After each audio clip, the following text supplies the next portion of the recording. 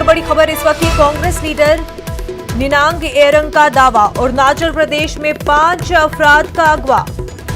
चीन की फौज ने अगवा किया है। अपर सुबनसिरी में इलाके में 5 अफराद का अगवा किया गया है। अहम खबर इस वक्त आपको बता रहे हैं, कांग्रेस लीडर निनांग एरंग का दावा है कि अरुणाचल प्रदेश में चीन की फौज ने 5 अफराद का अगवा किया है। अपर सुबनसिरी इलाके में 5 अफराद का अगवा किया गया है, ऐसा कांग्रेस लीडर निनांग एरंग का दावा है।